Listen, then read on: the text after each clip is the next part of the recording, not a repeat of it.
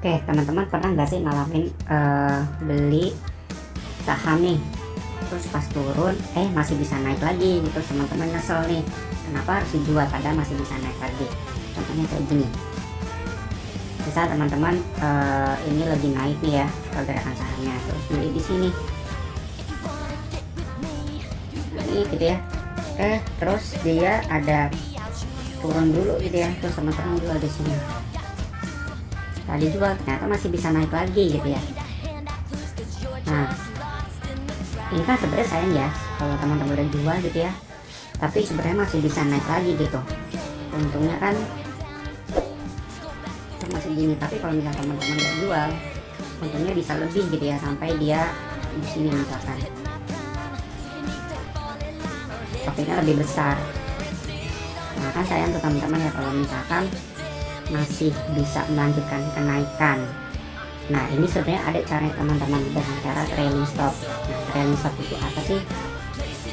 Nah fungsi trailing stop ini untuk mengamankan profit teman-teman ketika mengalami kenaikan. Contoh misalkan gini, teman-teman beli nih posisinya di sini. Nah pada saat beli sekalian pasang trailing stop. Nah trailing stop, misalkan trailing stopnya 10%. Nah, dia masih naik nih ya, terus dari puncak mengalami penurunan gitu. Nah penurunan misalkan dia 5%. Nah teman-teman kan pasangnya trailing stopnya 10%, dia penurunan 5%, maka tidak akan kejual. Nah, dia naik nih. Nah, kemudian dari puncak lagi dia turun misalkan 7%. Nah karena penurunannya belum sampai 10%, nah maka dia tidak akan kejual lagi. Nah yang tadinya trailing stopnya di sini naik nih, diupdate menjadi trailing stopnya di sini gitu. Nah terus naik lagi. Nah dari puncak turun, misalkan turun 9%.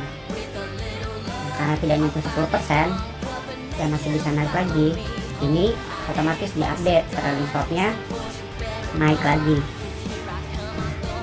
Lalu dari puncak turun 10% nih.